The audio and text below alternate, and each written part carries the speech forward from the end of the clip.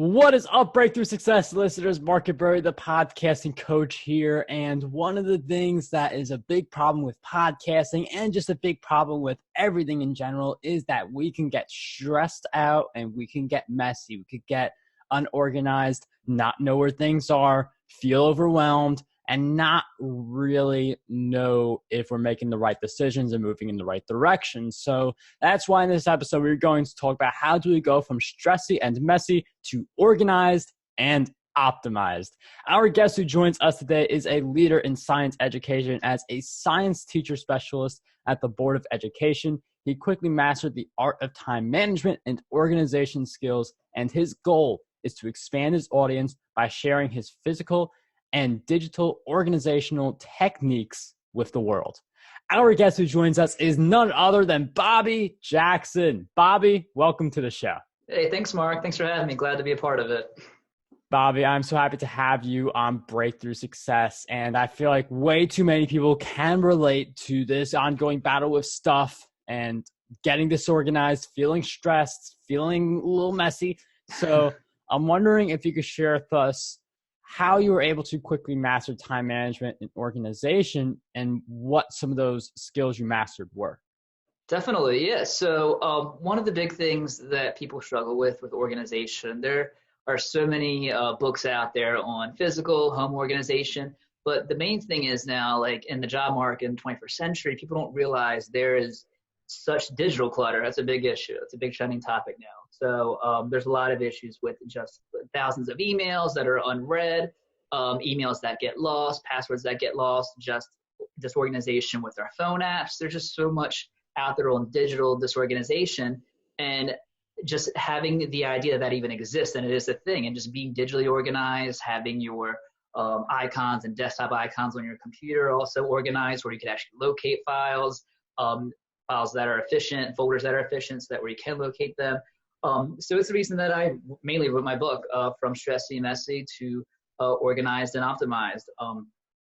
So people just are always just clutter. It really does. Like if you come home and you find just your house is a complete chaotic wreck, like you just gain all this stress, all this anxiety, and there's just a lot of issues that relate to that, physiological issues too as well that can lead to hypertension, high blood pressure. So there's a lot of bodily harm that stress causes as a result of being disorganized. So it's really something that I didn't take for granted. Growing up, one of the big things was always having to-do lists, always having organized lists where I can resort to and I can look at and I can make a check off at the end of the day saying I accomplished this.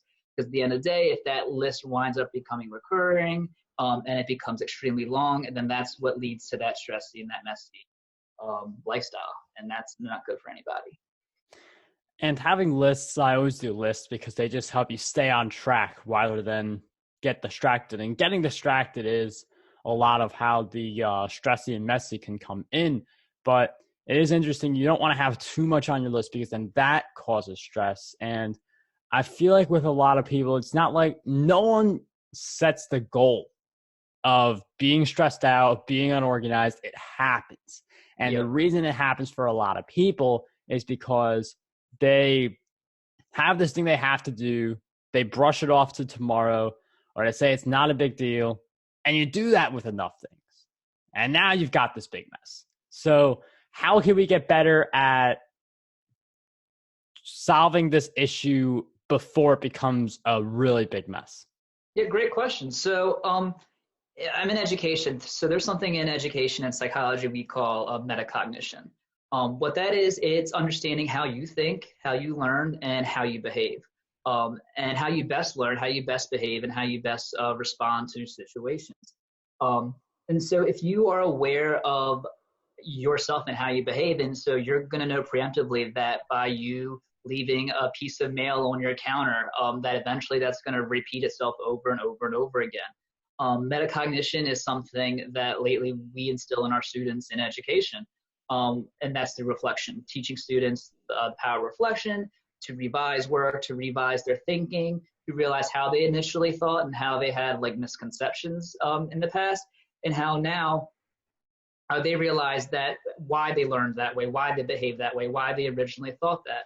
And you're absolutely right. Our mind becomes so prioritized with other things at the time that organization, if you're not aware of it, it will take a backseat. So that piece of mail that you're letting sit on your side table, and you think, oh, by the end of the night, I'm gonna, get rid of that mail. I'm gonna clean it up. But because your mind becomes so prioritized, that piece of mail starts to become now 20 pieces of mail, and now something else in a different room of your house also becomes non-prioritized. And now you have just this clutter, this chaos, this disorganization.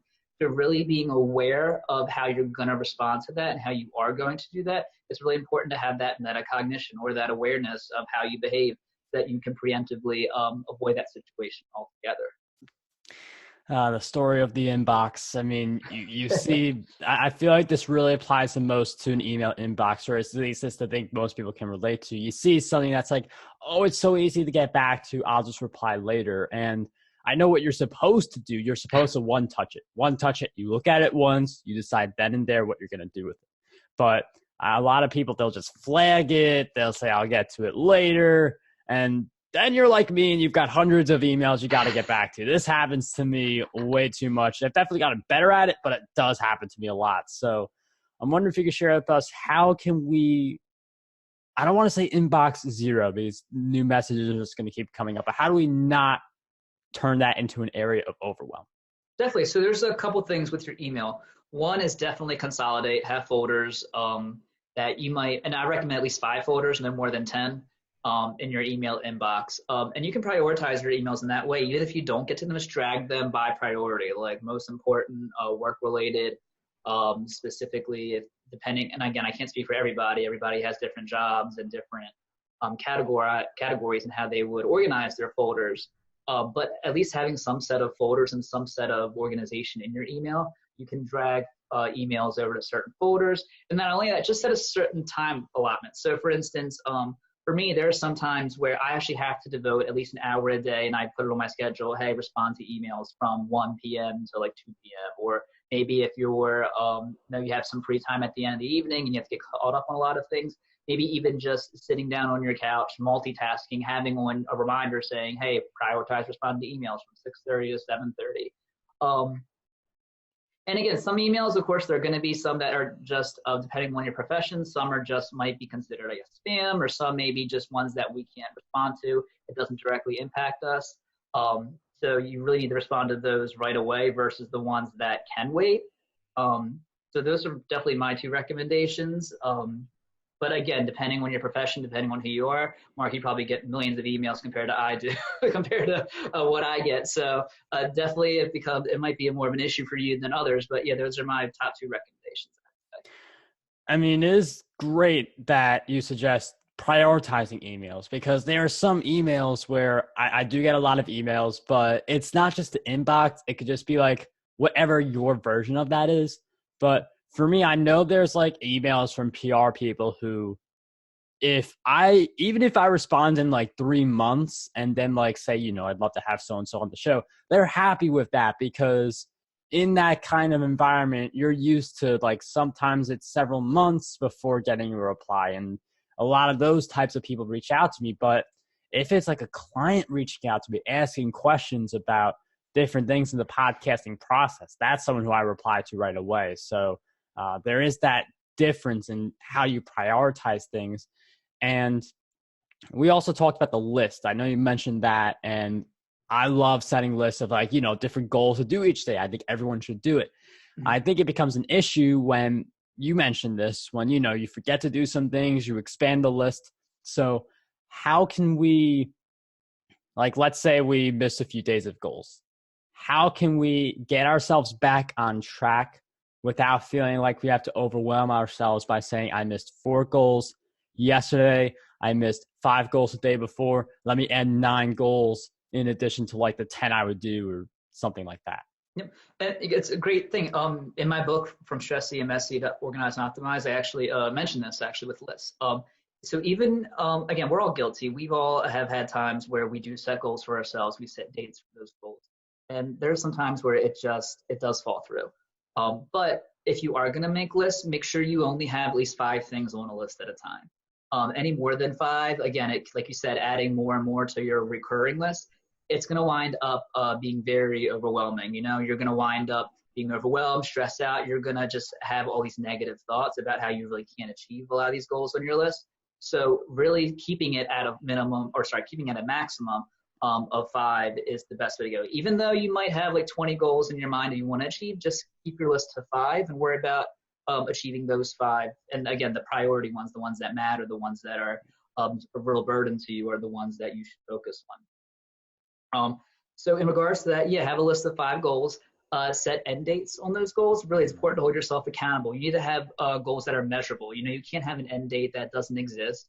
You have to have a date, a set time, so you know that at this certain time frame you want this accomplished. Goals are meant to be measurable. We need in our jobs and everyday life, our goals revolve around data, right? We make decisions based on data. We make our life choices based on the data, based on patterns we see. So it's really important to have a date, a set time that you plan on achieving these goals. And another thing I recommend to people is change the plan, but never the goal. So if you have a goal, you have a set date in mind, don't say, I'm going to get this done 3 days from now. I'm going to get this done like 20 days from now, or I'm going to do less of what I set forth earlier. Changing the plan opens up the doors to a lot of self-sabotage. People are just going to keep making the goal less and less and less. So that's really not a good idea to change your goals, but there's certain times where you can change your plan to get to a goal. Maybe you might have to alter other things on your schedule to meet the needs and to reach that goal. You might have to make other sacrifices here and there to reach that goal. But again, at the end of the day, we're holding ourselves accountable. We are making goals that, again, at a set date that we can achieve, but we're not changing them. So that's really important. And that's that whole accountability issue, holding yourself accountable, making yourself aware, and making yourself able to not necessarily, trying to think how to say it, not to exactly to just again, make sure you have those goals in mind, making sure you're measuring them, making sure it's something that you can achieve. Because at the end of the day, if you do change your goals, it's going to wind up having negative, bad results. We've got more great content coming up, but first we have a message from the sponsor of this episode. Want to learn how to create multiple streams of income for your business? My friend Ryan Reger has you covered with his book, Streams of Income. This is a free book that will help you make enough streams of income and build them up so that you don't have to worry if one of them dries up. Because if one of them dries up, you've got a whole bunch of other streams of income flowing in. So if you like the idea of having multiple streams of income that support your lifestyle and that allow you to safely and continuously build up on that income, definitely make sure you grab a copy of his book, ryanreger.com. The link will be in the show notes, and the book is free, so you don't have to worry about any expenses like that. So that link again in the show notes. Anyways, let's jump right back into the episode. And with that goal changing, I mean, it's not just giving up on something. It's just this idea of like feeling lost, because it's like all goals, like the really meaningful ones, are long-term. Like someday I want to hit 100,000 YouTube subscribers. That's definitely a long-term type of play. That's not something that happens in a week. But if you say like, I want to get big on YouTube, and then you see TikTok, and all of a sudden people are engaging there, telling you why should be. Now I want to be big on TikTok. You try it, it doesn't work for you. If you keep changing like that, and like I want to go into books, if you keep changing like that, then it's like you don't really have any idea where you're going, and you're just mediocre at a bunch of things. And I think this really comes down to guilt. Like Bobby mentioned something really insightful earlier, where all of us, like, we're all guilty of this. Like, I know Bobby wrote the book, but I'm sure there are days where he's feeling stressed. He's not feeling 100% organized. There are days with me with the podcasting or the YouTube where not as much on breakthrough success, but like sometimes I miss an episode, or sometimes like I don't do as much editing. Like things happen. Like we're not perfect, but I feel like people can really let that sense of guilt drag them into like being okay with feeling stressed and being okay with feeling like a mess and not thinking of that alternative. So how can we get better at not beating ourselves up if we are stressed, if we feel like we're in a mess, and if we're missing goals for a few days? Yeah, great question. So with that, again, it's always looking forward. Don't ever look back. Don't ever think about the mistakes you made. Again, it's always about making plans for the future and making goals for the future. Now, it's really important to keep in mind of, again, I would say knowledge of the past is key to the future. So at least look at it as a factual way, and don't look at it as something that you can improve upon. If you look at your past or mistakes you made as facts, then you will kind of take that non-emotional approach moving forward, and you won't let your past mistakes again affect your future, and you won't beat yourself up over it. And again, it's to celebrate those small accomplishments. It's really important too, is to stay optimistic in this process, to stay relaxed.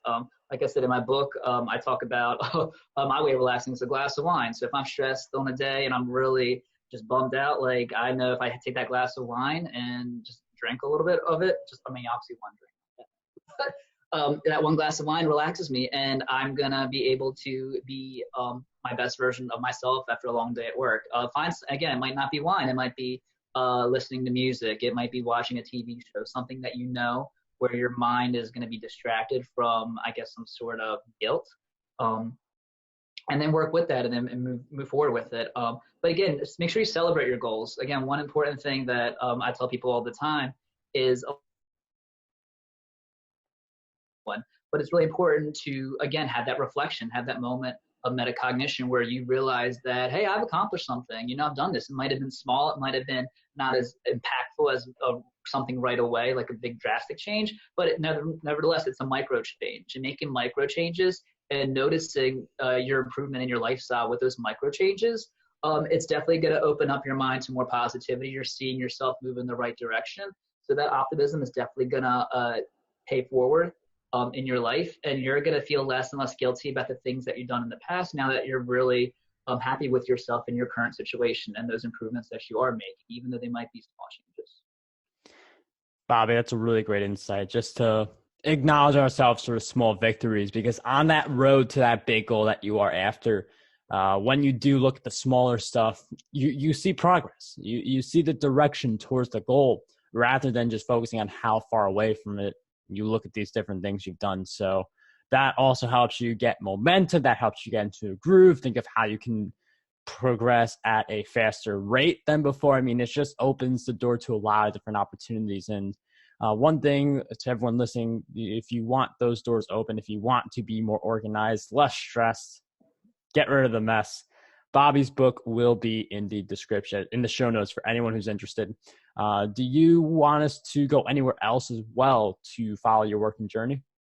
Yeah, sure. So, like I said, my book, From Stressy and Messy to Organized and Optimized, it is on Amazon.com. It's on Kindle for $3.99. You can get it there. You can, there's paperback version of it as well for $11.99, but I think Amazon's running a promotion on it, so it's like $9 or $10 right now. You can also follow me on Instagram. I'm at Stressy2Organized. That's Stressy, the number 2, organized, on Instagram. And again, I share a lot of organization tips on that Instagram account. Of course, I share it's my personal account as well, so I share a lot of fun things too as well you might enjoy. But yeah, that's where you can actually find me and my book, obviously. And again, there's a lot of great tips from both modalities. So. Well, Bobby, those links will be in the show notes. Once again, thank you so much for joining us on Breakthrough Success. It was a pleasure to have you here today. Yeah, thanks, Marc. Appreciate being here. Thanks.